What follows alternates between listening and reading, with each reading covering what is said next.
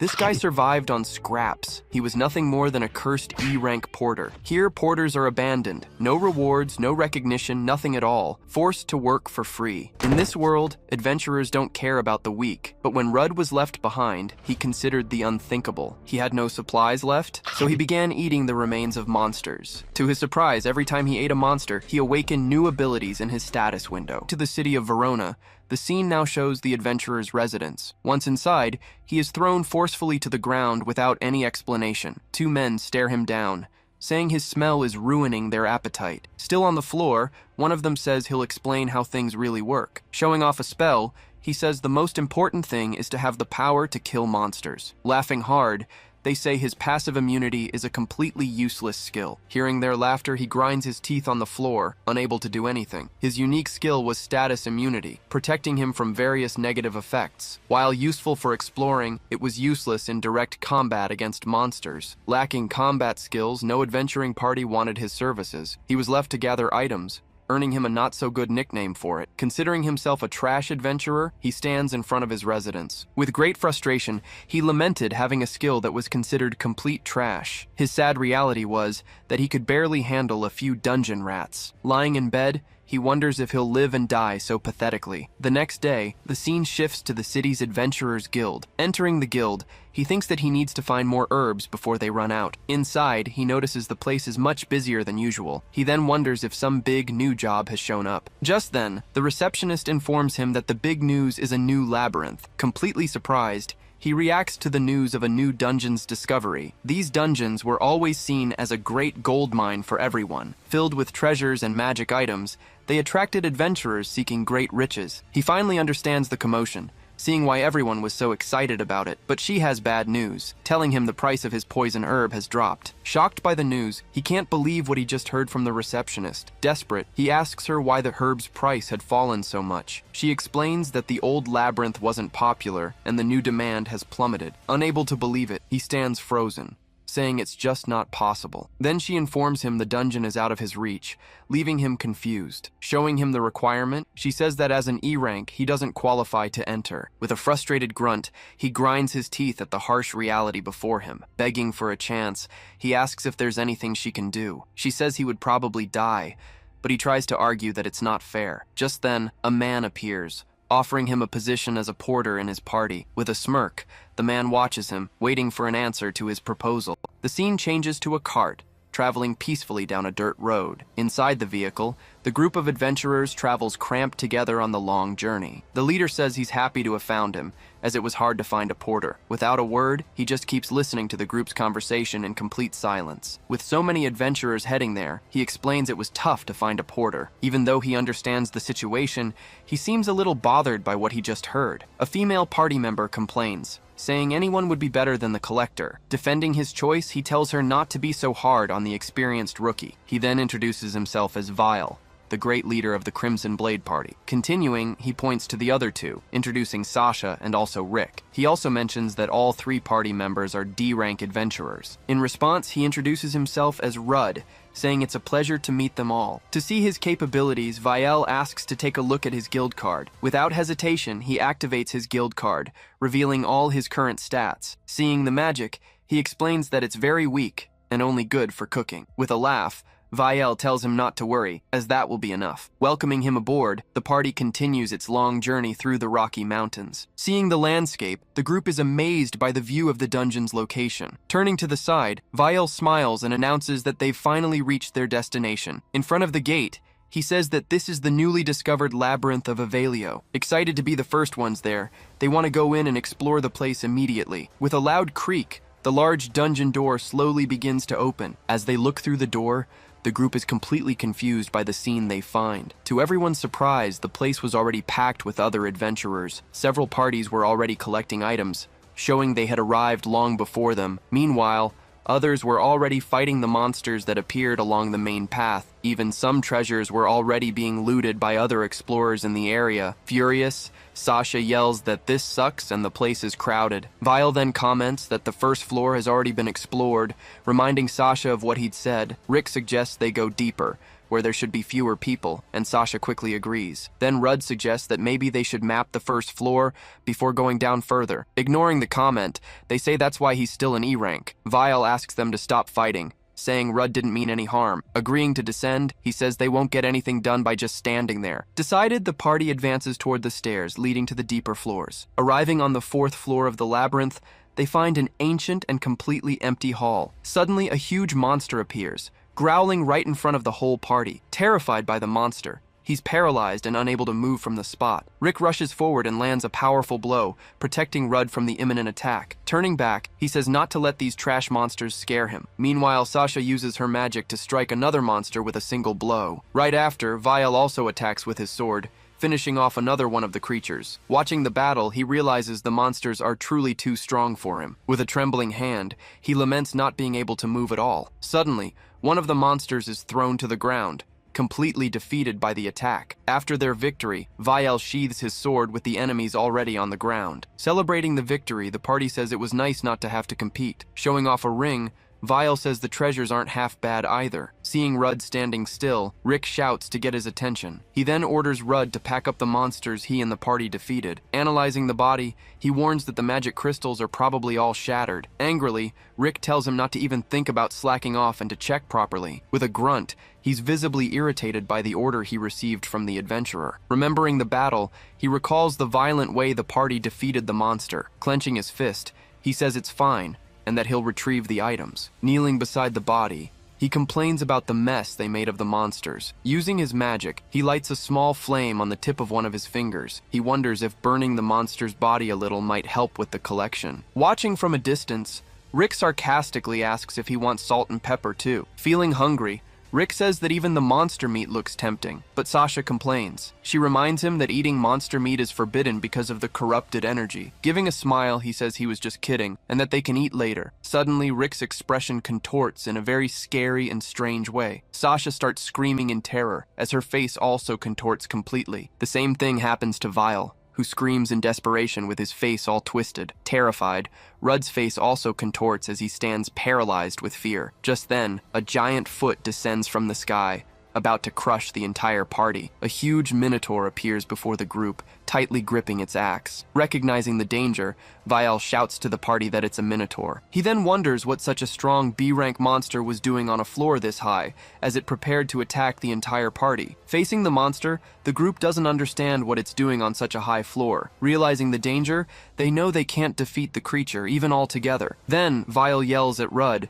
telling him to throw the bag with all the items. Grabbing the bag, he asks Rudd to keep watch while he gets an item. As the monster attacks, Rudd asks if Vile has an ace up his sleeve. With a terrifying smile, Vile turns to Rudd, his bad intentions clear. Raising his sword, he confirms he has a plan, his final trump card. Suddenly, he attacks Rudd from behind, landing a direct hit. On the ground, Rudd is held down as Vale orders the others to act. Then Rick uses a skill, applying an effect directly to the monster's axe. The Minotaur's axe comes crashing down, hitting the ground right next to him. Meanwhile, Sasha uses her magic to increase the whole group's speed. Wounded, he asks if this was all planned by the group from the very beginning. With a cruel smile, Vile says that no one wants a loser like him around. Breaking into a cold sweat, he stares at the group's leader, unsure of what to do or say. As they run off, they tell Rudd to keep the monster busy while they escape. With a scream of pure rage, he curses the group that betrayed and abandoned him. Before him, the Minotaur raises its axe,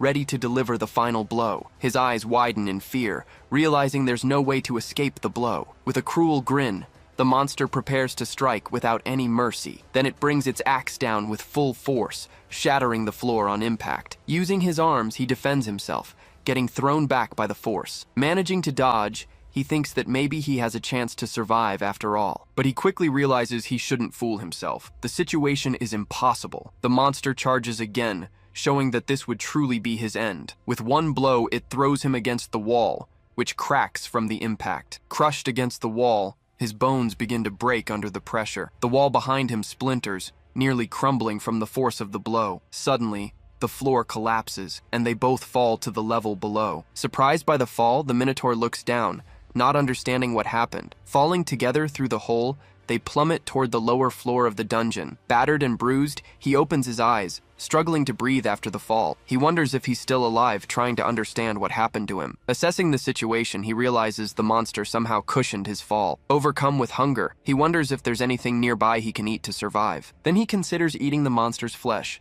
despite knowing all the risks. Closing his eyes, he laments the miserable life he's had up to this point. In a flashback, he remembers a man giving him some important advice. The man told him that no matter how hard things got, he should never give up. With bloodshot eyes, he begins to violently devour the monster's flesh. His body begins to be consumed, starting a transformation into a monster. A fate worse than death, his body undergoes a painful transformation. With a knife, he cuts off a piece of the Minotaur's flesh to eat. His arm begins to transform, showing the effects of the monster's flesh. Driven by hunger, his desperate actions lead to an unexpected result. In the dark hallway, a strange noise begins to echo from somewhere nearby. Suddenly, several pairs of glowing eyes appear in the darkness, watching from a distance. Hanging from the ceiling, the monsters reveal themselves to be bats, waiting for the right moment. Carrying the axe, he walks down the dark corridor, preparing for battle. With his eye glowing, he lets out a furious roar in the monster's direction, activating their ability.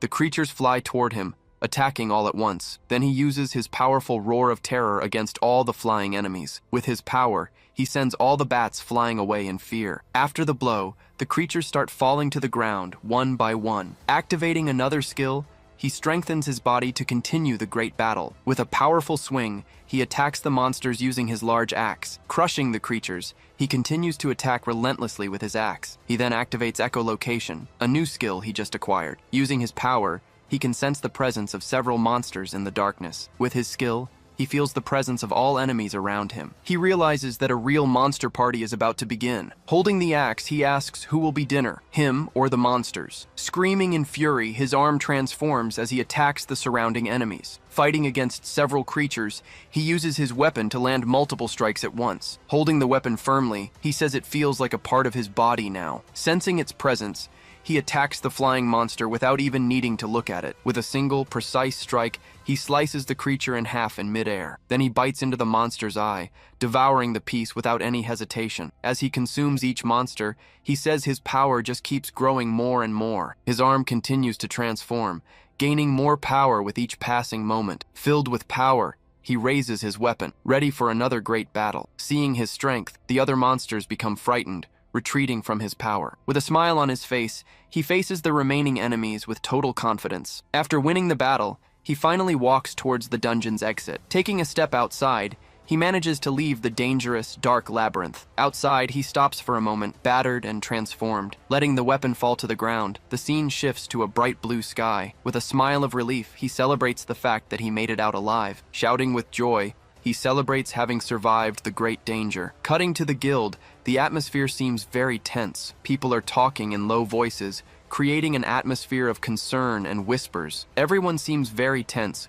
waiting for some important news in the main hall. The guildmaster meets with a group, listening carefully to their report. After the report, he says he recalled all adventurers from the dungeon. The guildmaster, Renquas, informs them that only Rudd has not yet returned. Then Vile explains they encountered a minotaur, and Rudd couldn't escape the monster. Crying, Sasha is comforted by Rick, who regrets not noticing the danger sooner. Hearing their account, the guildmaster simply says he understands the situation. The receptionist then announces she's restricting access to that dungeon for the time being. Suddenly, she gets a huge shock as the door bursts open. In the doorway, Rudd appears, surprising everyone with his arrival. Recognizing the porter, they are shocked to see he's still alive. At the sound of footsteps, Vile is shocked to see who has arrived. Behind him, the rest of the group is also terrified by the unexpected return. The guildmaster just watches, waiting to see what the next move will be. Taking action, Vile hugs him, saying thank God he's safe. Whispering in his ear, he threatens him, saying if he opens his mouth, he's dead. The group says they wanted to look for him,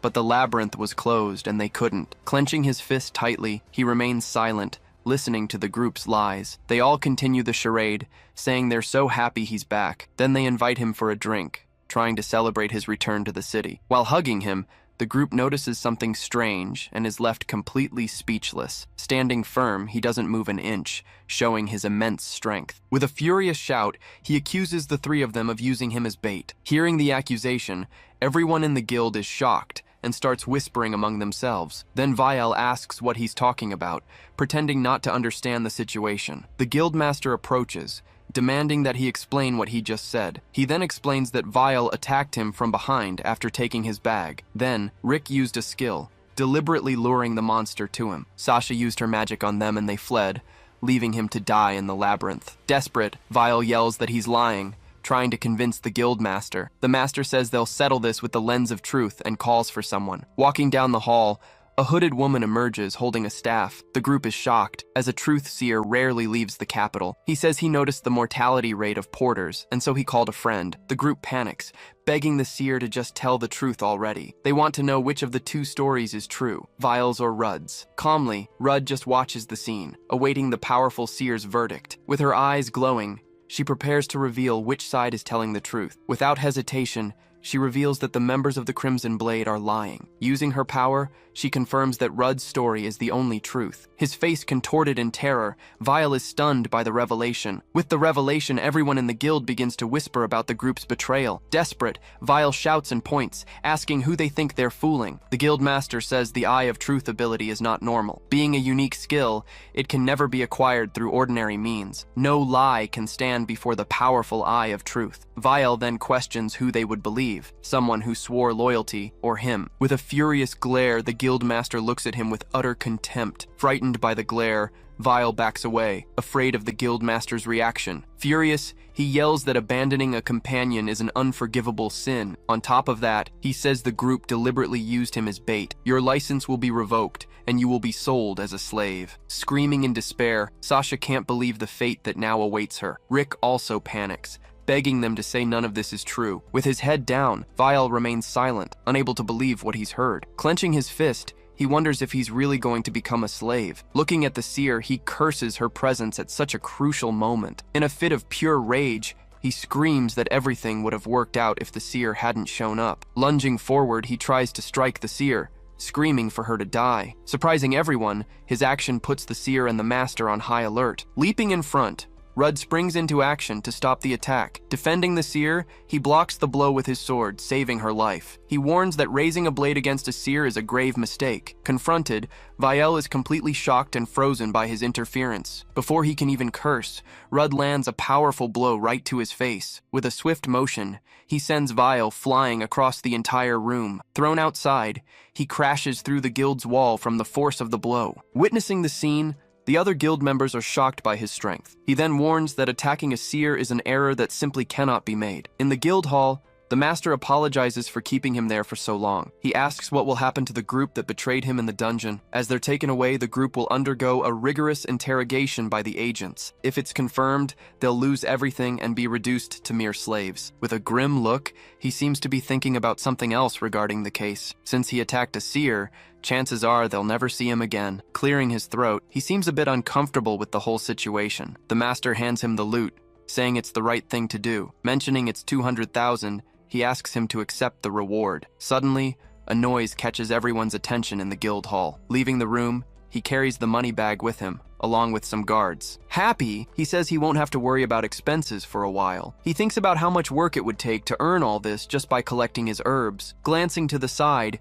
he seems to notice something strange in the air around him. People are staring at him, but no one seems friendly or hostile. Leaving the guild, he decides to leave so as not to raise suspicion about his strength. Pushing away the bad thoughts, he takes a deep breath to calm down and move on. With money, he thinks about buying new equipment and eating whatever he wants, so he decides to stop by the weapon shop before doing anything else. Upon entering, he notices something that catches his eye and stops suddenly. He sees a magic bag on the shelf, which costs exactly 200,000 regans. Regretfully, he wonders about all the food dishes he had imagined earlier. The very next day, he returns to the labyrinth, now with new equipment. With a precise strike, he easily defeats one of the plague rats. He's surprised, remembering that before he had to struggle just to defeat 5 of them. Activating his skill, he uses his sight power to analyze the creature. His eye glows as he focuses his vision on the monster lying on the ground. He can see all the details and weak points of the plague rat. His new skill reveals all the stats and information about the defeated enemy. Then he realizes the skill he gained even works on dead monsters. Curious about his progress,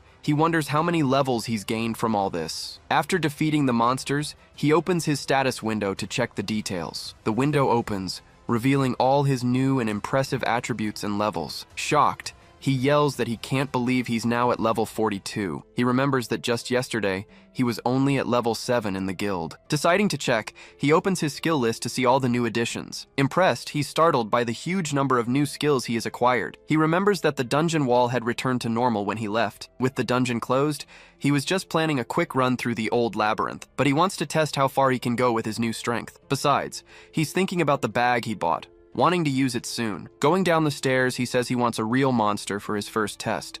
On the 6th floor, he already defeats a monster with a single, swift strike. Reaching the 9th floor, he keeps advancing, defeating monsters with ease. On the 13th floor, he attacks another enemy, piercing the creature with his weapon. Not satisfied, he says he needs a better monster for a proper test. Arriving on the 24th floor, he finds a dark and very damp cave. Suddenly, a lizardman appears, holding a dagger and growling in his direction. Observing the monster, he hides to analyze the situation more calmly. Activating his vision, he focuses on the enemy to uncover all its details. He analyzes the lizardman's stats and skills, realizing it's not that strong. He finds it strange, as these monsters usually fight in packs, not alone in the dungeon. With a smile, he says one lizard man is enough for his test. Leaping to attack, he charges towards the monster with his sword. With a quick strike, he attacks the lizard man, but the creature manages to dodge. He praises the dodge, but says the next blow won't be avoided. Before he can finish the sentence,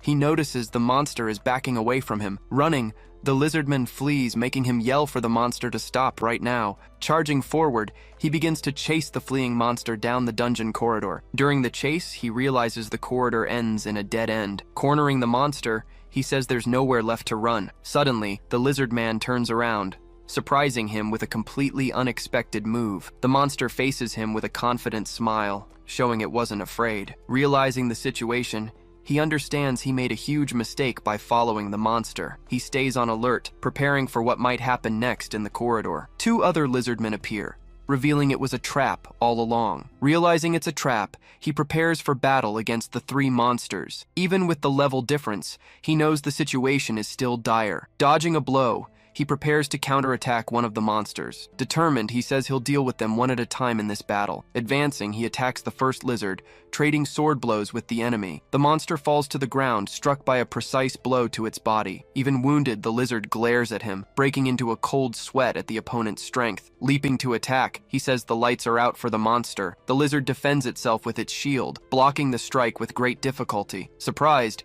he didn't expect the monster to be able to defend against his strike. With a glint in his eye, he notices something strange about the monster's defense. Another lizard attacks him, forcing him to dodge the blow with a quick movement. The monster retreats, showing it also sensed the danger of his attack power. With a smile, he says that was a close call and it almost got him. He then realizes there aren't just three, but a huge group of lizards. Observing the horde, he notices something very strange about the monsters. The way they coordinate their attacks is too smooth, very different from normal. He can hear a faint sound coming from somewhere among the monsters. As he fights, he hears the sound just before each coordinated attack from the large group. Suddenly, he understands what's happening and focuses his attention on the horde. A different lizard appears, commanding all the other monsters in the coordinated attack. Activating his vision, he focuses on the new monster to discover its information and status. With his ability, he manages to analyze the leader of the large group of lizards. The monster is revealed to be a lizard general, much stronger than the others. The analysis shows all its attributes and skills, revealing its great power. He sees the monster's proficiencies and resistances, now understanding how it fights. The command and control skill is what allows it to lead the others. With a smile, he says, so that was it, discovering the horde's secret. He faces the monster, stating that it's the boss of this whole pack. With a shout, the general commands the other lizards to attack all at once. At the signal, all the lizard monsters open their mouths at the same time. Advancing as a group, they leap to attack all at once with their weapons. He activates his ability, strengthening his body for the battle to come. With a war cry, he prepares to face the horde of monsters. Running through the middle of the horde, he dodges their attacks and advances down the corridor. Enraged, the lizard general watches the scene, coordinating its soldiers' attack. Stepping on one's head, he uses it as a springboard to jump higher. Leaping through the air, he manages to evade several monster attacks at once. Seeing a chance, The general charges forward to attack while he's in mid-air. Gripping his sword with both hands, he prepares for a powerful strike. With a direct hit, he strikes the lizard general squarely in the back. Surprised, he doesn't understand how the attack caused no damage to the monster. The general says the blow didn't cause any damage, showing off its resistance. With a smirk, the general faces him, preparing for its counterattack. Drawing its weapon, it charges to attack with a quick and powerful blow. Facing the attack, he realizes he won't be able to dodge the blow in time. He activates one of his skills, bracing for the impact of the enemy's attack. With the skill, he hardens his body to withstand the monster's blow. With a smile, he says he's not the only one with tricks up his sleeve. The general retreats, surprised by the defense he suddenly managed to use. With his vision activated, he says he still doesn't understand how the monster defended itself. He knows the blow landed, but it didn't leave a single scratch on the general. Analyzing its skills, he sees nothing that would increase its fortitude. Suddenly, he notices something he hadn't seen before and focuses his attention. Looking at one of the soldiers, he discovers the creature's sacrifice skill. He finally understands, realizing that the lizard took the damage for its leader. One of the monsters charges forward, preparing to attack and protect its general. With a quick strike, he pierces the lizard, defeating the creature with ease. He says he knows the job of a meat shield better than anyone. Apologizing, he prepares to continue the battle against the other monsters. With a furious roar, the general commands its soldiers to attack again. All the monsters advance together, leaping to attack all at once with their weapons. He activates his weaver skill, preparing a new combat strategy. With a leap, he uses his web to hang from the ceiling, surprising the monsters. The general is in shock, not understanding what he did to get up there so fast. From above, he thanks the monsters for charging all at once and casts his web. With one motion, he casts a large spider web over the monsters. The general watches the scene as the web falls over its soldiers in the corridor. The web traps all the lizards, immobilizing the group all at once. The general also ends up trapped, unable to move inside the magic web. Landing in front of it, he tells the monster to keep its head up. With a confident smile, he says it looks like he's won the battle. In one swift move, he lands a blow, cutting the general's head off. With the leader's head on the ground, the rest of the monster's body collapses. The general's head rolls across the floor, marking the end of the long, hard battle. Surrounded by bodies, he prepares for what he's about to do. With a smile, he says it's time for a good meal. He also sees this as a good chance to use the magic bag he just bought. His magic bag glows, a rare and valuable item for any adventurer. The bag is enchanted, holding far more space than it appears to have on the outside. Best of all, it's extremely light, even with many items stored inside. He takes some cooking utensils from his new magic bag. Pulling out some spices and sauces, he gets ready to cook the monster's meat. He cuts off a piece of the lizard's meat, preparing for a meal. Slicing the meat, he says there's something he's always wanted to try. Seasoning the meat, he puts it in the pan to fry, wondering what might happen. He then wonders what happens if you cook and eat monster meat. His mouth watering, he swallows hard, eager to taste the dish. With one bite, he starts eating the monster meat he just prepared. Smiling, he says the flavor is incredible and the meat is delicious. Eating more, he can't believe monster meat could be this tasty. Suddenly, he gains a new set of skills from the monster he ate. He wonders if it has something to do with the monster's corrupted magical energy. He's already using the Minotaur's skills, which have made him much stronger. He also uses the spiders and the eyes, which are quite useful in battle. The only ones he hasn't tested yet are from the ones he hasn't eaten. He still hasn't eaten the Thunderwolf to test its new skills, and he hasn't eaten the Black Serpent either, to see what he'd get from it. Cleaning the pan, he prepares for his next monster meal. Excited, he says he'll eat more monsters on his way back. Almost forgetting, he remembers something important he needs to do before leaving. He decides to eat a piece of the lizard, just to make sure he gets the skill. Arriving on the 21st floor, he encounters a new type of monster. Two giant moths appear, buzzing and preparing to attack in the hallway. Facing two frogs, he gets ready to activate one of his new skills. His eyes glow as his body fills with energy for the next strike. With a shout, he unleashes a chain lightning, hitting all the monsters. Struck by the blow, the monsters fall to the ground, completely defeated by the electricity. He says the skill is really good, looking at the fallen enemies on the floor. He realizes the monsters use status effect combos to defeat their enemies. But luckily for him, they ran into him, and his immunity made their attacks useless. With a frying pan, he says he's going to make a dish with frogs and insects. With a smile, he shows off the fried dish he made with the monsters. As he eats, he says the meat is tender, and the flavor is great. After eating, he gains a new set of skills from the defeated monsters. Suddenly, a strange noise from somewhere startles him. He hears a thud and human voices, wondering what that sound was. Eating another piece, he wonders if there are other adventurers on this floor. Happily, he opens his bag, getting ready to store some more items inside. Running, he says you don't get many chances to watch other groups fight. A sword's blade drips, indicating a battle just took place here. A group of adventurers surrounds a fallen person who seems to be badly injured, tired and wounded. The hooded person breathes heavily, sitting on the floor. One of the adventurers complains, saying he didn't expect her to have so much mana. With a smirk, the leader says her efforts won't be in vain. He approaches, placing a hand on the hood of the fallen person. Pulling back the hood, he reveals a young elf who glares at him with rage. The elf keeps glaring at him, despite being surrounded and at a huge disadvantage. The group talks about how much they could get by selling an elf like her. Hidden, he laments finding another group of people with bad intentions again. The group's leader senses someone's presence and turns to look. The other members also turn, surprised that someone was watching them. Stepping out, he says he doesn't know the story, but he can't ignore this. Walking forward, he says he can't just ignore a lady being attacked by them. The group's leader asks who he is, staring at him with a serious look. With a smile, he says he's an adventurer,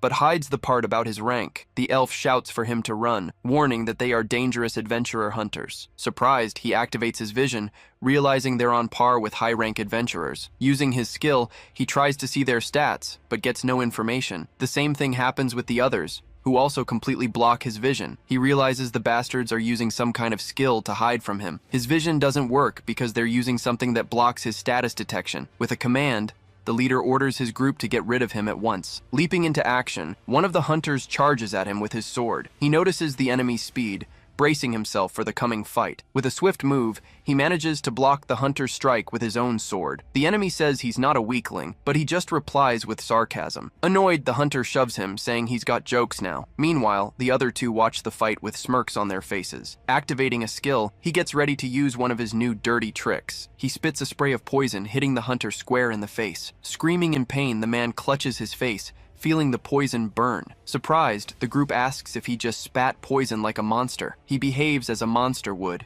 using any means necessary to win. He apologizes for fighting dirty, but says it's the only way. As the hunter writhes on the ground, he explains it's the only way to survive. The leader wonders if that was his unique skill, but decides not to risk it. Decisively, he commands the group to attack him all at once. Charging together, the two hunters attack him at the same time with their swords. He parries the first strike, but the second one follows right after. He knows that if he hesitates, he'll get hit by a counterattack and could be injured. With a quick movement, he dodges, preparing for the next attack. The group's leader moves in, getting ready to land a kick. He lands a solid blow, but Rudd defends with his arm. Activating his skill, he hardens his body to withstand the impact. Even while blocking, he's thrown back by the force of the leader's blow. Falling into the water, he's surrounded by the hunters as they prepare to attack. The leader says he's tough to take down, and that he was planning to break his neck. Coughing in the water, he recovers from the blow, getting ready for his next move. One of the hunters steps forward, saying he's going to put his lights out for good. Wading through the water,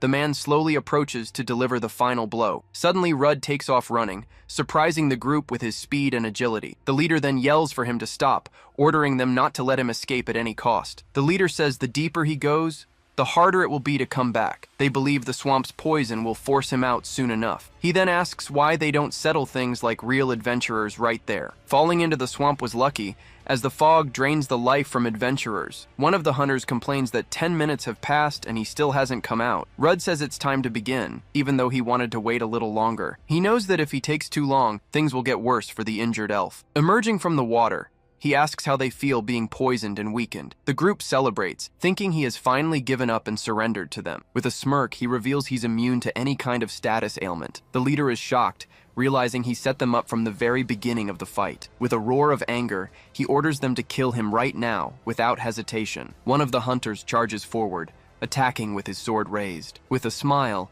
he trades sword blows with the hunter in the middle of the swamp. The hunter groans in pain, feeling the force of the blow he just took. He explains that the swamp drains life and the poison lowers their stats. Hearing a noise, he turns to see the other two hunters charging together. With a furious cry, the two hunters attack him at the same time. Activating his skill, he hardens his body to defend against their blows. The hunter is shocked, wondering what his next move in the battle will be. He activates another skill, preparing for a swift and powerful counterattack. Using chain lightning, he hits both hunters at once. Screaming in pain, pain. The man is electrocuted by the strike, unable to defend himself. The other is also hit, feeling the electricity course through his entire body. After the strike, both hunters are left scorched and covered in black smoke. Furious, the hunter curses at him, unable to believe what just happened. Screaming with hatred, the man prepares to charge and attack him again. Activating yet another skill, he prepares an air slash with his hands. With one motion, he unleashes several air slashes, hitting the hunter dead on. The leader is stunned, seeing him use so many different skills in a row. The leader wonders how a human can use monster skills like that. Moving forward, he says he has no reason to explain anything to him. Trading blows, the leader believes he should have the advantage in close combat. But because of the swamp's poison, he feels he's at a disadvantage. Even with the advantage, he realizes he's losing the sword fight. Annoyed, the leader uses a skill to increase his dexterity and attack speed. Screaming in rage, he attacks with all his might, not believing the situation. He braces for the blow,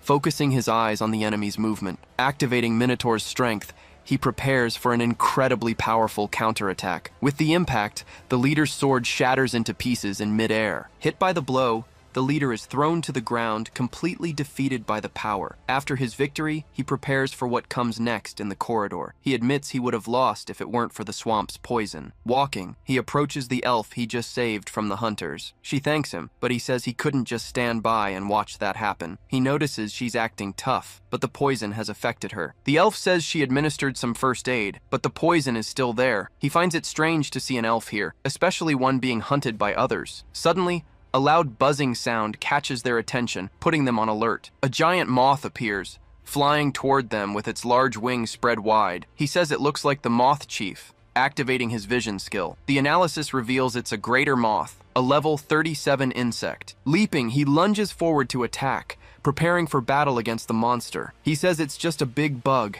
and that victory is already guaranteed. The moth attacks, launching 2 air slashes at him with its wings. Surprised, he wonders if that was an air slash just like his. Dodging, he's thrown to the side by the impact of the monster's blows. The elf screams, getting grazed by one of the moth's attacks. With her staff, she casts a spell, defending herself from the moth's assault. He asks if she's okay, and she replies that she thinks so, no problem. He says he's going to show the moth what real intimidation is. Staring down the monster, he asks if it thinks it's untouchable just because it's flying. Activating his skill, he prepares to unleash a powerful air slash. With one strike, he hits the moth's wing, injuring the monster in mid-air. Screaming in pain, the moth retreats, feeling the damage from the blow. Even injured, the moth prepares for a new attack against them. It releases a paralysis powder, trying to immobilize him with its dangerous venom. With a smirk, he says it won't work on him because of his immunity. Suddenly, he realizes the elf doesn't have the same immunity. The elf is caught in the powder, left vulnerable to the giant monster's attack. Getting ready, she uses her staff to cast a new protection spell. With a flash of light, she creates a barrier, defending herself from the paralysis powder. The plant barrier protects the elf, blocking the giant moth's venom. He's impressed by the wind magic, confirming that she is indeed an elf. With a decisive blow, he strikes the moth's head, finishing off the monster. The elf realizes he's immune to poison and paralysis effects. He gets awkward, not knowing how to explain his monster-like abilities to her. Suddenly, the elf feels a sharp pain and writhes from her wound. He asks if it's because of the powder, but she falls to her knees. Breathing heavily, she says it's not because of the paralysis powder. Kneeling beside her, he promises to tell her everything once they get out of this dark place. Exiting the dungeon, they finally escape the danger and darkness. They arrive in a forest, feeling the relief of being outside. Sitting under a tree, they rest and enjoy the tranquility of the area. Both of them smile, feeling much better now that they're out of the labyrinth. She introduces herself as Alicia, a former adventurer who is now retired. Surprised, he recognizes the name, remembering the famous Alicia of the Green Mist. He recalls that she was part of an S-rank elite group. She confirms it, explaining that her party was defeated by a monster 5 years ago. That day, they challenged the boss on the lowest floor of a dungeon. The party leader was killed, and another member was forced to retire. A third member of the group was trapped inside the labyrinth, unable to escape. She didn't come out unscathed either, revealing she was affected by that day's battle. Surprised, he asks what she's doing, not understanding her actions. He stays on alert, watching closely to see what she's about to show him. She reveals a mark, the curse she received that day, which is weakening her. He's shocked, as he's never heard of a level-draining curse. She says she tried everything, but could only slow down the curse's effect. The hunters knew about her curse, which is why they tried to capture her for a profit. She knows that if her level drops to 0, she'll die anyway, but she didn't want to become their plaything, preferring anything else to that. Suddenly, he gets an idea and looks at her with newfound hope. He calls out to her, saying he might be able to help her with this. Using his sacrifice ability, he says he wants to try something on her. He asks if he can test his ability on her to try and help. After a moment, she agrees, accepting his help with the curse. Placing a hand on her shoulder, he prepares to activate the ability. With a glow, he activates his sacrifice ability, focusing on the target. The ability activates, and the curse's energy begins to manifest. The curse starts to transfer from her, flowing directly into his body. She yells at him to stop, because at this rate, he'll be cursed instead. With a smile, he says it's okay and tells her to trust him. A shadowy creature appears, representing the curse being transferred to him. The elf is in shock, watching the scene in disbelief. With a confident smirk, he faces the curse without any fear of its power. His unique ability activates, his powerful and useful status immunity. The curse is destroyed, shattering into pieces from the power of his ability. He says it looks like it worked, and that nothing went wrong. She asks what that was, but he tells her to check her card. On her card, her status returns to normal, showing the curse is gone. She can't believe it, shouting with joy that the curse has finally disappeared. He explains that his unique ability is status immunity, and that's why it worked. She asks what his problem is, not understanding his reckless attitude. She says he did something dangerous for someone he just met. With a sincere smile, she thanks him for everything he's done for her. He stares back at her, a slight smile on his face, saying nothing. Under the tree, he tells her not to worry about it at all. Arriving at a tavern, night was finally beginning to fall over the city. He slams his wooden mug hard against the table. She then cheers, shouting that the food there is really good. He mentions he's been kicked out of taverns before when he was alone. Worried, he asks if she can drink that much after what happened. She says she's been healed, and an occasion like this calls for a drink. So the two of them toast, joyfully celebrating the moment together. After a drink, he asks Elysia about her future plans. She replies that first she wants to know more about his life. She then asks him directly how he became such a great adventurer. Remembering his past, he tells her that his village was attacked by monsters. Because of them, the entire place was completely destroyed and left desolate. He continues the story, saying he lost his family and friends there, but out of nowhere, an S-rank adventurer finally showed up to help. Facing the creature, the warrior prepared for the imminent confrontation. Just a child, he watched it all, terrified and unable to look away. Staying calm, the adventurer just smiled confidently. With a single strike, he lunged at the gigantic creature. He then says that mysterious man ended up saving his life. Continuing the story, he says the image of the hero left a mark on him. At that moment, he decided he would also become an S-rank adventurer. Back in the present, he comments that at least that was the goal. Elysia says she understands and that it's a very noble quest. Laughing, she reveals she also dreamed of becoming S-rank. She states she plans to become stronger than she was before the curse. He reveals that his party is still trapped in the abyssal labyrinth. After a moment's thought, she says that made her wonder something, so she proposes they form a party until they achieve their goals. He seems a bit hesitant and starts to talk about it. Suddenly, he grabs her wrist with great force and speed. Approaching their table, a man comments that he's drinking with a pretty lady. He then continues the taunt, calling the guy a stinking forager. He instantly remembers who those two men are. In a memory, he sees the pair laughing while he was on the ground. Ignoring the guy, the man invites the elf to sit with them, but a hand forcefully grabs the provoker's shoulder from behind. Seriously, he warns the man to leave his companion alone now. The man turns around, surprised, not believing what he just heard. He then shouts, asking if the guy really wants a fight. As they stare each other down, the tension between the three only gets worse. The two bullies get into position, waiting for the trouble to really start. Standing up, she tells all of them to stop it immediately. Then she reminds the men that they are inside a tavern. With a smile, she asks if they really want to fight in here. The scene changes, and the two men are now drinking with her at her table. Shouting, she proposes they fight using only their mugs. Chugging her mug, she starts the drinking contest against the two of them. All around, the people in the tavern are enjoying the unusual competition. Mugs slam on the table as the drinking competition continues. He stares at her,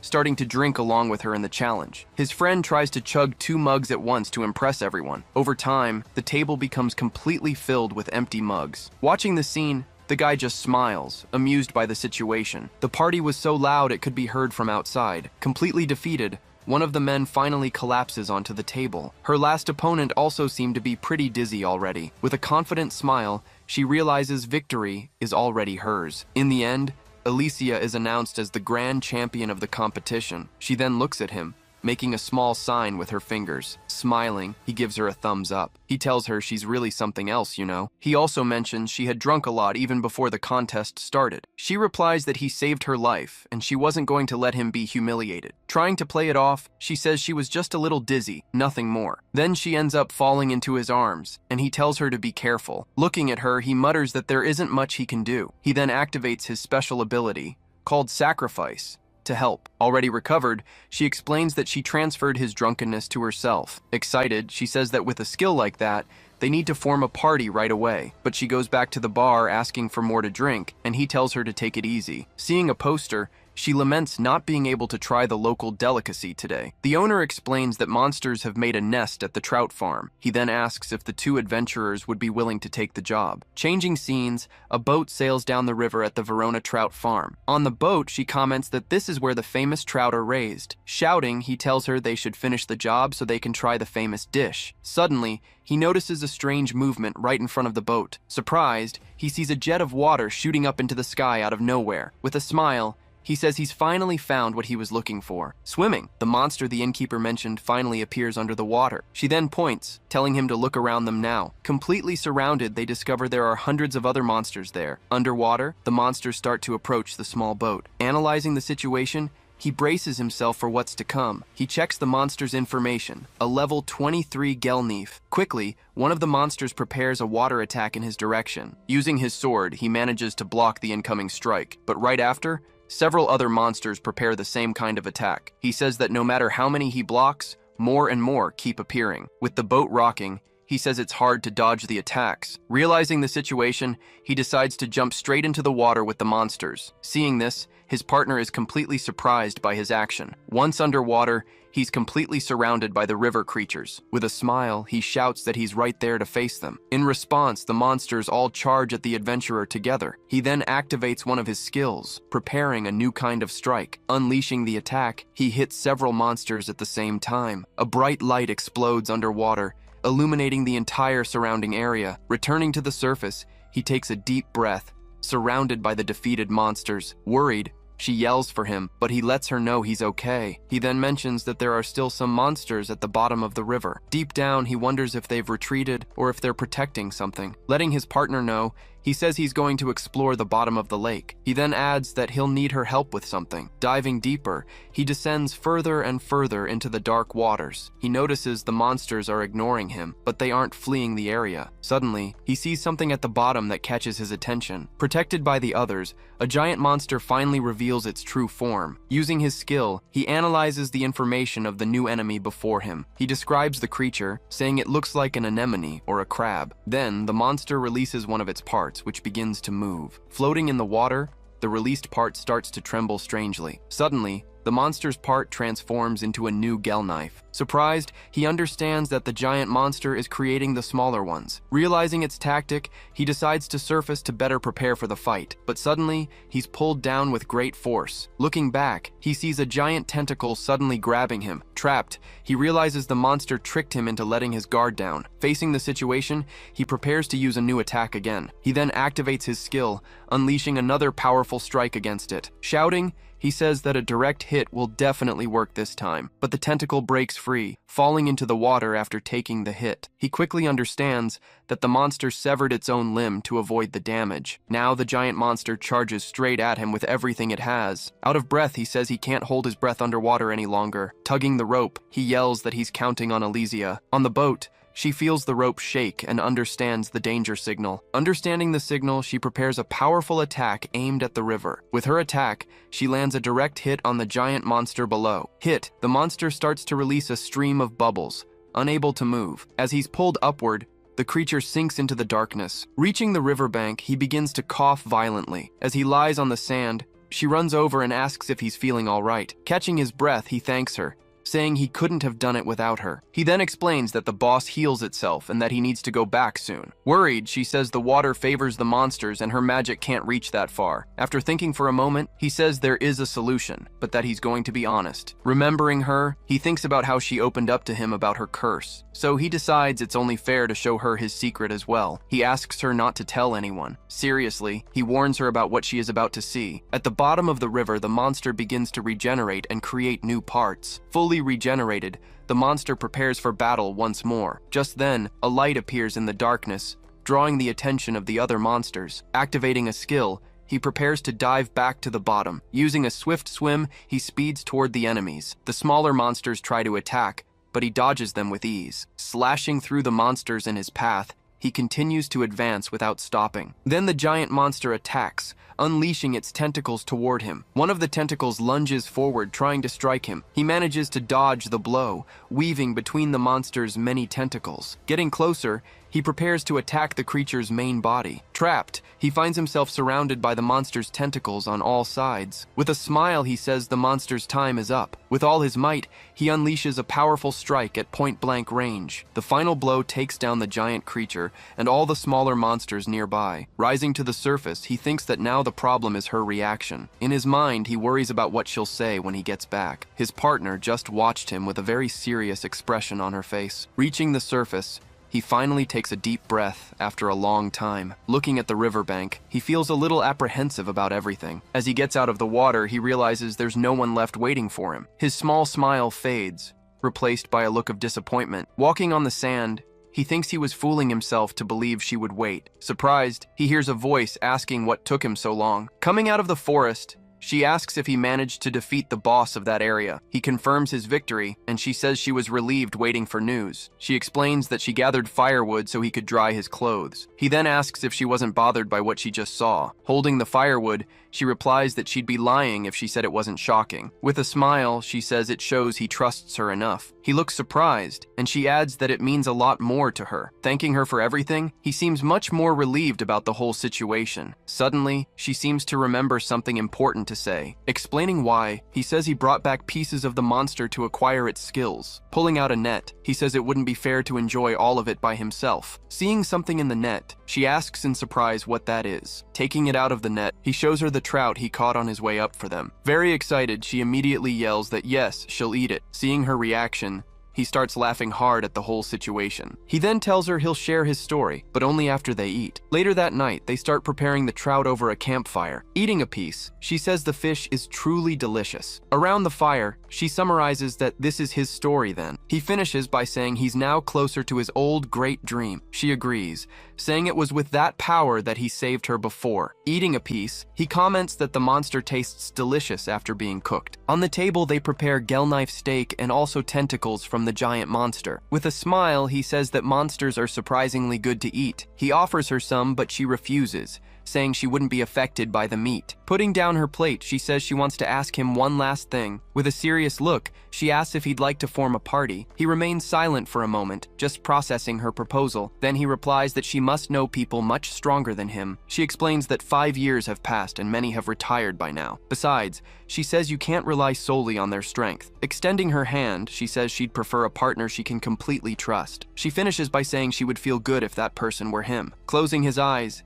he seems to reflect on the sincere words he heard. At that, their hands finally meet in a silent agreement. Silently, he accepts her invitation to form a new party. The scene changes, and they arrive at the Adventurers Guild in the city of Verona. Excited, she celebrates, saying they're about to embark on their first job together. But he comments that with an E rank, they won't get any good jobs. She replies that they probably won't, and that's precisely why they need to get started. Arriving at the counter, the guild receptionist wishes them a good day. With a smile, she asks the receptionist to register their new party. Suddenly, the girl recognizes the adventurer and is completely shocked. Screaming, she reveals the identity of the famous S-rank adventurer, Elysia. Her file reveals her unique ability, the powerful spirit magic she possesses. Her skill list shows an incredible variety of many different abilities. The girl then asks why she would party up with a filthy adventurer. With a serious look, Elysia asks what she was just saying about him. She also says they hope to raise his rank while they're together. Analyzing the papers, the girl says he needs to increase his kill count. With a smile,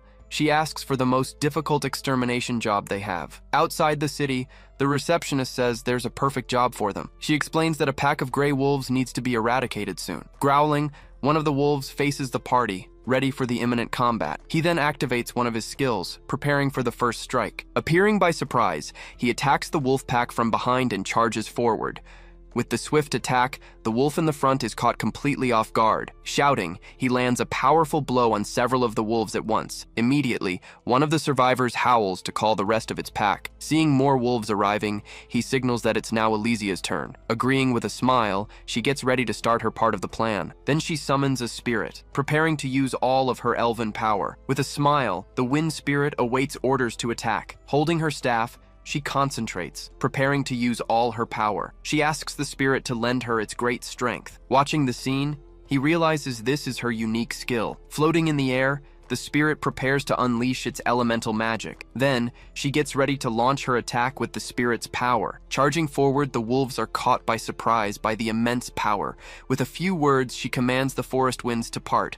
A powerful blast is then fired, destroying everything in its path. Hit head-on, the wolves are thrown back by the force of the attack. Seeing the damage, he notes the amount of power she still has. With the ground destroyed, he says it would have been impossible to dodge the blow. After the fight, she comments that she can't fight like she did before the curse. Suddenly, he hears a strange noise coming from behind the trees. Growling loudly, a giant wolf leaps at him with incredible speed. Realizing it's a trap, he yells that there were still many wolves hidden there. Facing the wolf, he shouts that he won't be able to dodge the attack. She yells for the spirit, asking for help to save her new teammate. Surprised, the wolf looks to the side, not understanding the situation at all. From the ground, a blast of wind throws all the wolves away at once. Startled, one of the wolves looks up, not quite understanding what happened. Floating, the two of them watch the wolf pack, which has now retreated. Thanking her, he says he was saved once again by her help, but she warns him that it's still too early for them to let their guard down. She points and says there are more wolves watching them from a distance. He then says that it's his turn to show his power. Activating one of his skills, he prepares to find all the wolves. With echolocation,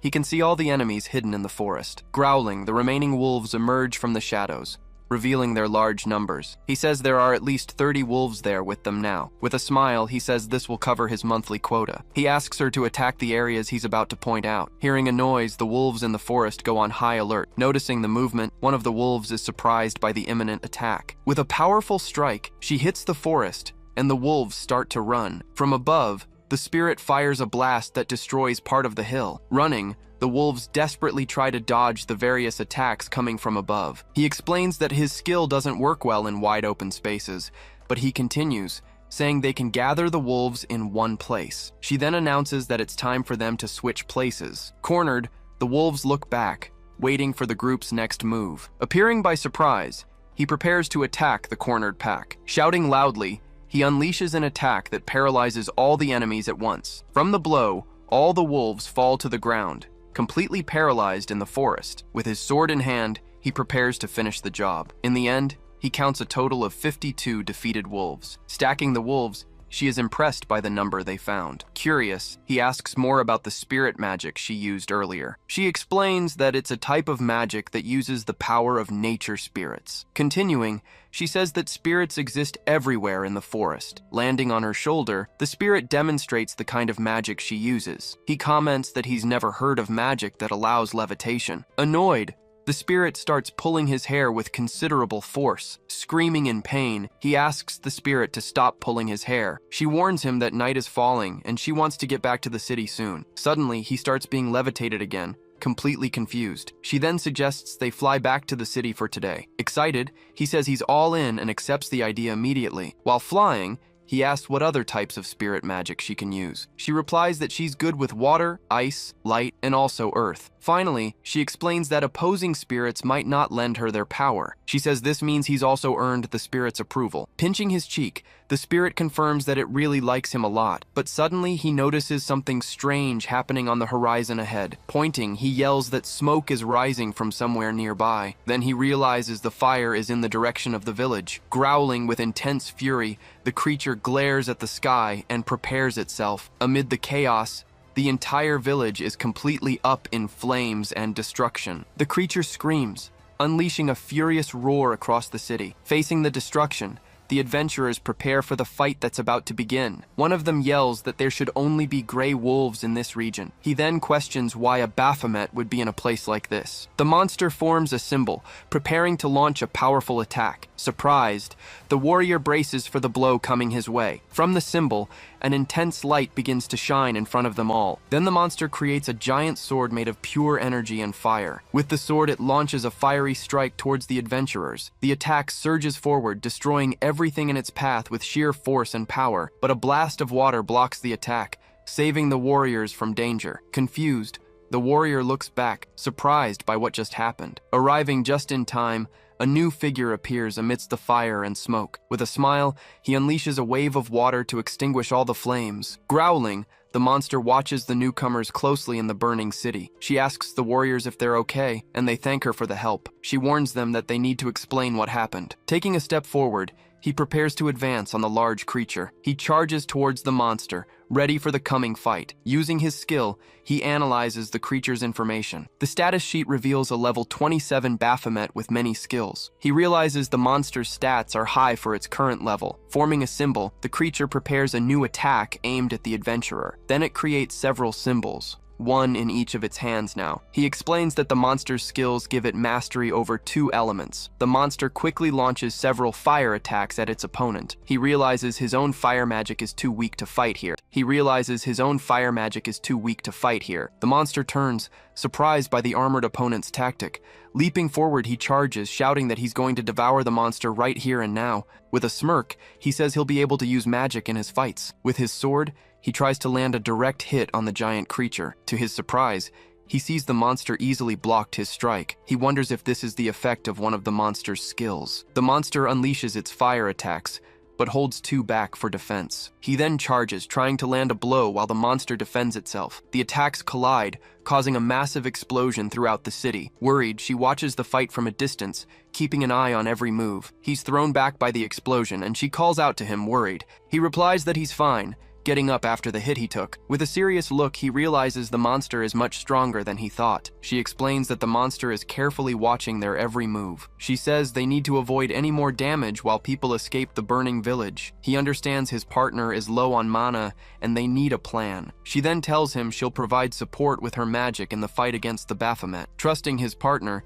he charges at the monster with everything he's got. The monster tries to attack, but he dodges and continues his relentless advance. He runs, focusing only on what's in front of him now. He speeds forward, ready to seize the opportunity in this fight. From a distance, she casts a water spell to help her partner in battle. He dodges the fire, running between the flames and the magical water. The 2 attacks cancel each other out, causing a huge explosion of steam and smoke. He realizes she's neutralizing the monster's magic with the opposing element. Noticing their tactic, the monster is surprised by their teamwork. Then the creature launches an earth attack, raising several rocks from the ground. The monster prepares to use earth magic, changing its tactics. She yells, telling him now's his chance to attack with full force. In the air, the 3 of them prepare for a direct clash. With several strikes, he quickly shatters the rocks flying towards him. He realizes she created rocks of the same size to nullify the attack. With a smile, he says that's the power of a former S rank. Leaping, he rushes forward to attack the monster, sword in hand. Using a skill, he boosts his strength for his next strike. With a single blow, he easily slices off the monster's claws.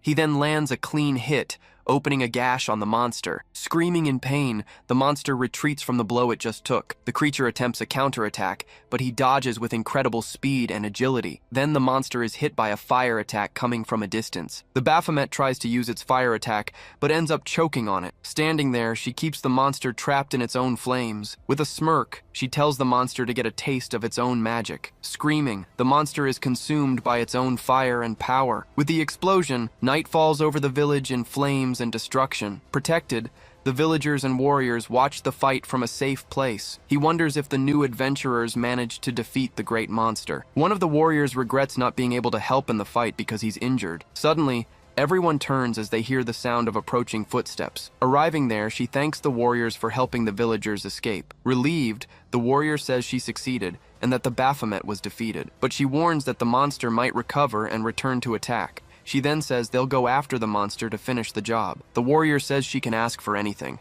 and he will gladly do it. Suddenly, his stomach rumbles.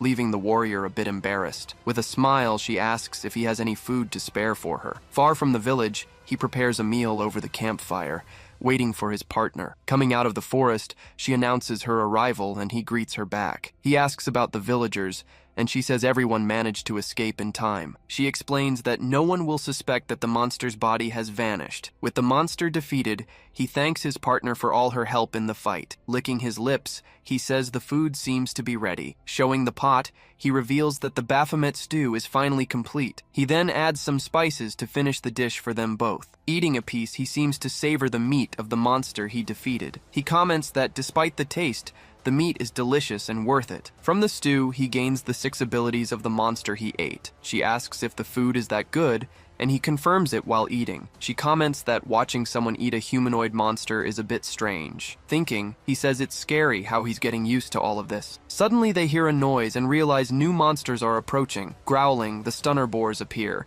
revealing their information and their level. She shouts that it seems they're encountering more monsters than they should. With her staff, she says she'll make the most of their encounter. Shouting, he says he's going to debut his battle magic right now. He prepares to use his new abilities against the monsters in the clearing. But before he can do anything, the monsters charge forward to attack. Using its skill, one of the boars charges at them with great speed. Surprised, he can't react in time to dodge the imminent blow. With one strike, the boar squarely hits the campfire and the food. The pot goes flying, and all the stew he prepared spills onto the ground. Surprised, she asks why he didn't use his magic to defend himself. Annoyed, he says he spent a lot of time preparing all that delicious food. With all the food on the ground, he becomes furious with the monsters. With a furious glare, he threatens the boars for ruining everything. Shouting, he swears he'll eat them all, down to the bones. But she holds him back, telling him to calm down and not be impulsive. She explains that the boar's skill increases their impact power, so she says they need to fight from a distance to avoid their hits. The boars are confused by their tactic of retreating during the fight. Running through the forest,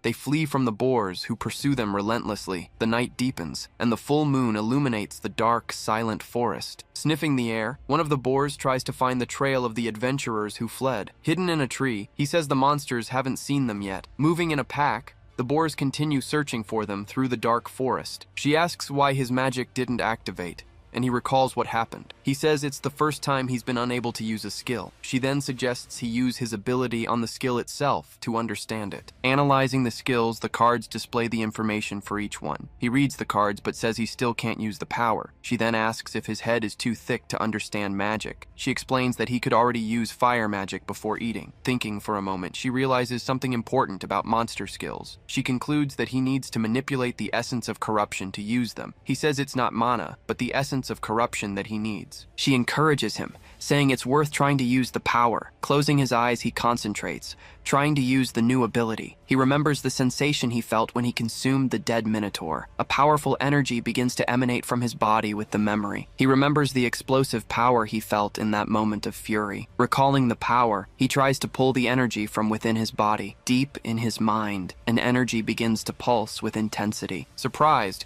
she watches the energy that begins to emanate from him in the tree. Opening his eyes, he focuses his gaze on a fixed point ahead. With a glow, his eyes change, showing the power he has awakened. With an intense glow, he finally manages to use the monster's magic. With a smile, he celebrates his achievement, saying he finally did it. Feeling the flow, he creates a sword and several fire symbols around him. He says he can control the power as if it were a part of himself. Surprised, the boars watch the energy emanating from the adventurer before them. With a single motion, he unleashes a powerful fire strike at them. The strike then explodes, hitting the monsters squarely with immense force. With the monsters defeated, the night is calm under the moonlight. In a pan, he's cooking pork chops using the monster's meat. Whistling, he says he's going to make a pork chop with the meat from the boars. He apologizes for the delay, and she says she understands his need. She explains that he can use skills consecutively because of the corruption essence. He says he felt the essence flowing through his entire body at that moment. He continues, explaining that he understood how to use his skills in that moment of power. He realizes he can strengthen his body and weapons with this new energy. Many adventurers use mana control to fight in close combat. This ability allows them to increase their physical strength and attack power. With mana, it's also possible to launch long-range energy strikes. She understands he couldn't learn it because of his low mana reserves. He shows her the food, saying that now he has much more essence than mana. Eating a piece, he explains that eating monsters replenishes his energy and power. She then understands that he can absorb and store the essence in his body. She asks why he prepared such delicious pork chops. Awkwardly, she tries to refuse, but he offers her a piece to try. But suddenly, an explosion erupts in the forest, startling the two adventurers. Confused, he wonders what that noise was. In the darkness, glowing eyes and a snort reveal a new monster nearby. Emerging from the shadows, the boar chief finally appears for a confrontation. The monster charges forward with great speed, ready to attack the two adventurers. Surprised, she's startled by the incredible speed of the giant monster before them. He shouts that the monster used its charge skill for the attack. With the strike, the monster shatters a tree and nearly hits them. Thanking her, he says he owes her another one for saving him. She says she sensed the monster from far away, but it suddenly appeared right in front of them. Its body ablaze, the monster glares at them, ready to strike. He yells that the monster isn't going to ruin his food again. With all the food on the ground, the campfire slowly starts to die out. Shouting in anger, he says he worked hard to make that meal. He says the boar looks like it's about to be roasted whole by the flames. Roaring, the monster reveals its stats and its fire resistance. Activating his magic, he says the monster's skills are quite simple. With an earth punch, he says the boar will pay for ruining his dinner. He launches the attack, but the monster dodges with incredible speed and counterattacks. With one blow, the monster easily shatters the earth hand and charges forward. Surprised, he didn't expect the monster to be so strong and fast. He tries to harden his body, but the monster hits him with full force. The blow sends him flying, crashing hard against a tree. Crying out in pain, he falls to the ground, badly injured from the hit. Worried, she calls out his name, preparing for the fight ahead. Charging forward, the monster now focuses its attack on the elven adventurer. Calling on the spirits, she prepares to use her wind magic again. With a blast of wind, she forcefully throws the monster back. Tired, she says she managed to land a solid hit on the giant monster, but she explains that her attacks aren't strong enough against it. Taking a step,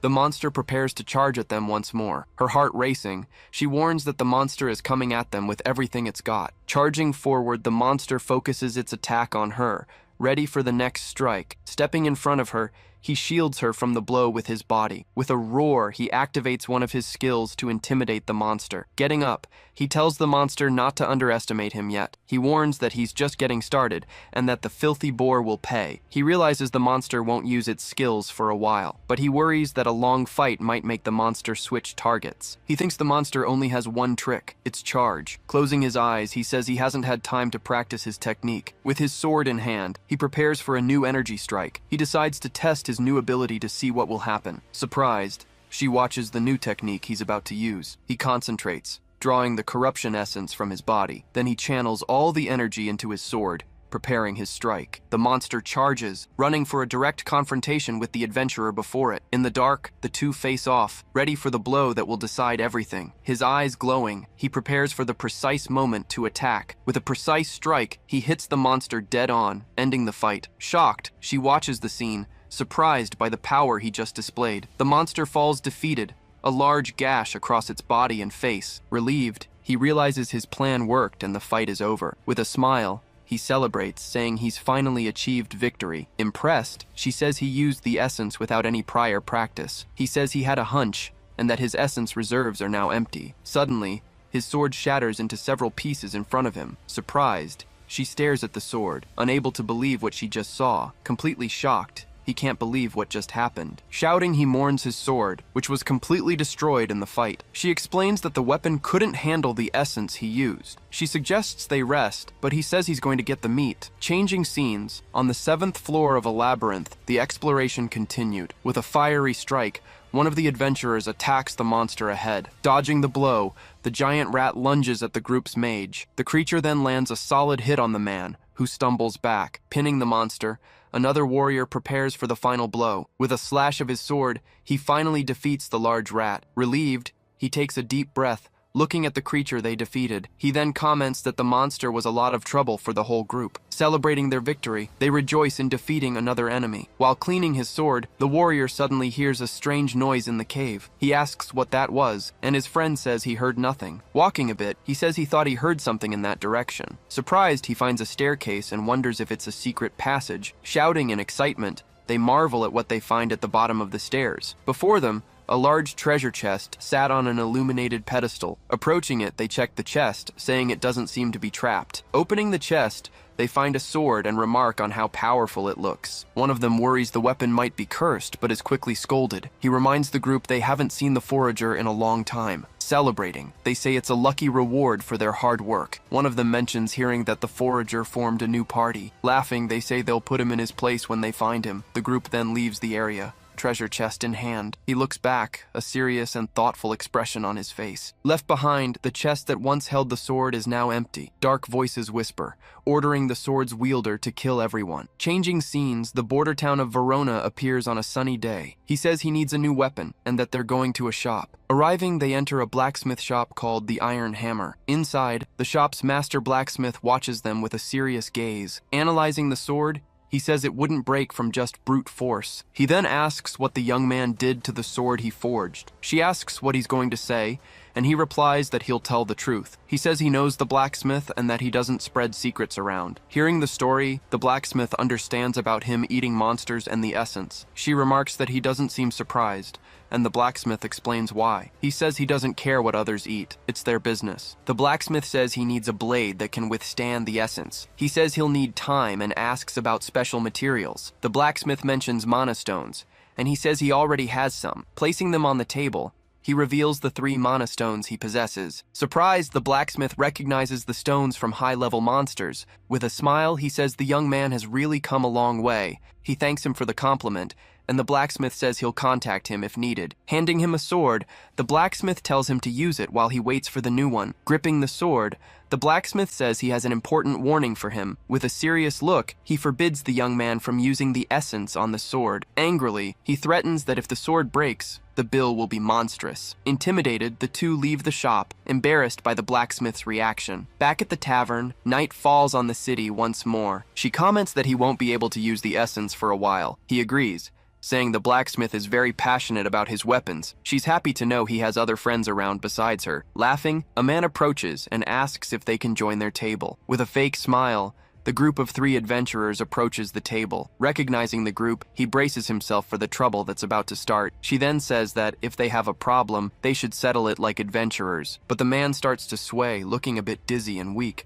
Suddenly, he collapses onto the table, knocking over all the food and drinks. His friend asks if he had a few drinks without them. Surprised, he says he thought his friend had sold the sword. The sword whispers, ordering its wielder to kill everyone around him. On the ground, the man fights against the weapon's influence, but he seems weak. Gripping the hilt, the sword continues to whisper endless commands to kill. Shouting, he tries to fight the voices, telling the sword to shut up. With a single strike, he attacks his friend, who calls out his name in surprise. Shocked, the other 2 stare at the scene, not understanding what happened. With a furious gaze, he turns, now possessed by the cursed sword. He then lunges forward, trying to strike the female adventurer with the sword, but the blow is blocked, and a large spark illuminates the entire tavern. Catching the blade, he says they're not settling this with drinks now. On the ground, the man stares at his friend, his eyes white and lifeless. Shocked, the last member of the group watches the scene, unable to believe what he's seeing. The fight rages on, swords clashing loudly inside the tavern. He wonders what got into the man to make him act so aggressively. With a furious gaze, the man attacks relentlessly,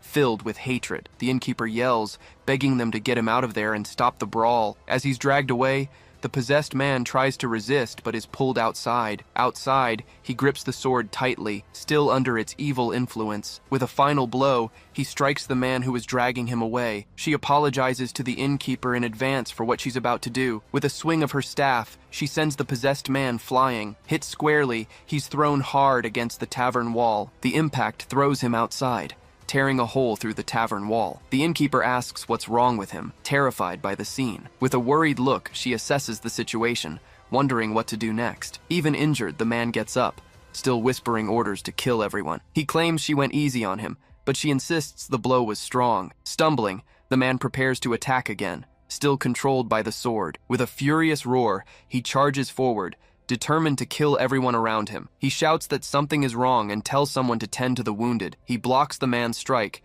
who continues to attack with intense fury. The status window reveals the man is in a state of rage, making him stronger. He realizes the man is in a berserker mode, and his stats have greatly increased. The cursed sword seems to be boosting the man's stats and strength even more. Shouting, she warns him to dodge left and escape the blow. Hearing the warning, he turns to dodge the incoming attack. With a gust of wind, she attacks the man to help her partner. The blow hits him dead on, but he seems to absorb the attack's energy. Absorbing the magic, the man seems to grow even stronger and more powerful. With this new power, he prepares to unleash a strike with the energy. She yells that the sword absorbed her magic, surprised by its power. With the energy, the sword releases a new power enveloping the man's body. He realizes the sword is getting stronger and stronger with the magic. Yelling, she warns him to be careful, as the weapon is cursed. He says the sword absorbed her magic and became even stronger. Screaming, the man charges forward, now with tentacles wrapped around his entire body. With newfound power, he lunges to strike his opponent with the sword. Blocking the blow, the two exchange a series of strikes with their swords.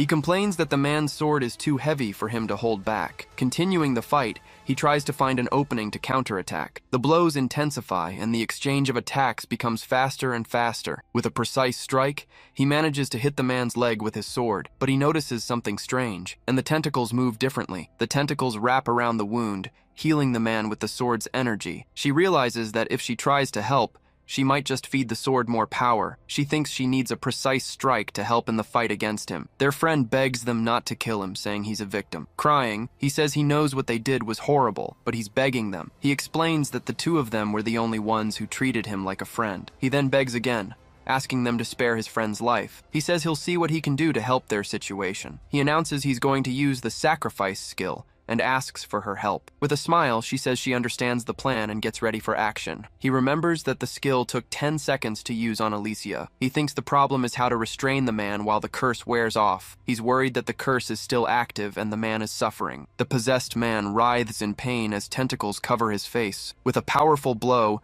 the man strikes him squarely with his sword. Worried, she yells his name, seeing the force of the blow he took. He says it feels like he was hit by a horse at full speed. With a kick, he tries to control the blade and the cursed man. He activates his magic, thinking that if he can control the blade, he can win. With his sword trapped, the man tries to break free but is held back by the blows. He uses earth magic to trap the man and the cursed sword. Trapped, the man tries to break free from the earthen hands holding him. He approaches, keeping the man trapped with the magic he just used. He realizes that if the rage is a curse, he can reverse it. Remembering Alicia, he thinks he can save him just like he did with her. Shouting, he activates his ability, preparing to use sacrifice. Placing his hand on the man's chest, he uses sacrifice to save him. He activates an ability, using it to defend against the enemy's powerful strike. In that moment, a dark force manifests, completely enveloping his opponent. His face contorts as he braces for the direct impact. Desperate, the man starts to scream, begging for help to get out. Watching the scene, his companions anxiously call out Lan's name. He keeps pleading, begging for the whole situation to stop. He strains, struggling to maintain control of the current situation. Consumed by rage, a powerful intent floods his mind. Repelling the attack, he manages to deflect the blow far away. Worried, a girl runs towards him, shouting Rudd's name. On his knees, he reassures her that he's fine, despite the great effort. He then reveals that unfortunately, things didn't go as he planned. The enemy shouts that he failed to use his own sacrifice ability. Then, a crack starts to appear on the item he was holding. He realizes it wasn't Land, but the will of the sword itself. He then activates an ability, preparing a direct strike against the sword itself. Launching his attack, he traps the enemy in a powerful, continuous assault. With a furious roar, the opponent breaks free from the bonds that held him. Surprised, he realizes the chains suddenly shattered completely. Just then, the enemy attacks, forcing him into a blind spot. Using its tentacles, the opponent strikes in a completely unexpected and swift manner. Startled by the move, he wonders how that was even possible. Advancing again, the enemy unleashes a wide, arcing blow against him. He then notices that the sword has absorbed even more power than before. Suddenly, the sword releases a force that catches him completely off guard. Feeling the pain, an immense new power explodes from within his body. Thrown back,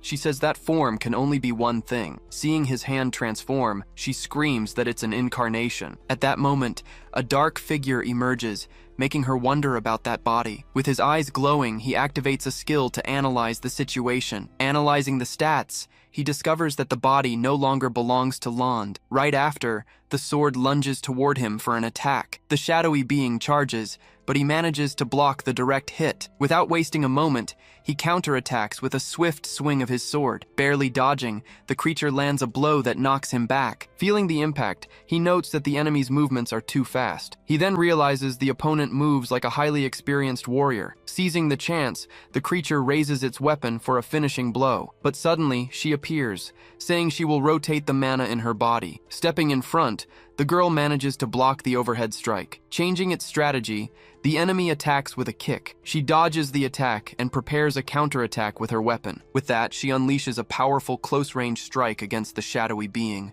Hit head-on, the opponent takes the full damage of her attack. The girl then asks if she can join the fight. She says that a mage who can't handle close-quarters combat is useless. Grabbing her arm, he hears that they can't go easy on it anymore. She then explains that the only way is to rip out the host's heart. With a serious face, he laments, saying he'd hoped he wouldn't have to hear that. Preparing for the fight, he replies that he understands what needs to be done. From a distance, a companion shouts that they can't move because the healing isn't finished. At that, one of them asks the other if he heard what the elf girl said. Attacking at the same time, they both unleash strikes that the enemy manages to defend. With difficulty, he realizes that even with two of them, they can't land a single hit. Running, he yells for Alicia to create distance from the opponent as quickly as possible. Hearing his call, she understands his plan and prepares to fall back. As she leaps back, he slams his hand hard on the ground. This action kicks up a huge cloud of dust covering the entire field. Now at a distance, she says she understood what he was trying to do. She concludes that the dust isn't magic, so the curse can't absorb it. Taking advantage of the dust, he charges forward and lands a direct hit on his opponent. Passing the creature, he positions himself at its back for another precise attack. He then unleashes a powerful blow, cutting the enemy with his sword. Seeing an opening, the girl appears from behind, preparing to attack. Using her magic, she summons a powerful earth spirit to aid her. At her call, a pillar of earth pierces the creature's body. Frustrated, she realizes she missed the great enemy's heart by a hair. Showing the spot, the attack came within an inch of hitting the vital point. Then, enraged, the monster attacks the girl with all its might. Suddenly, her companions jump in front, taking the blow for her. Shocked by the scene, he desperately screams the names Rigurdo and Magnus. With tears in his eyes, Rigurdo says that if someone has to kill him, Magnus then finishes, yelling that they'll do what's necessary themselves. Together, they manage to pierce the monster's heart with their weapons. Even wounded, the monster retaliates, throwing them both far away. Struck, the companion returns the blow with all his remaining strength. His face twisted in anguish, he cries out as he withstands the blow. Soon after, the monster's body finally falls lifeless on the hard ground. Immediately after, the host's hand begins to crumble into dust.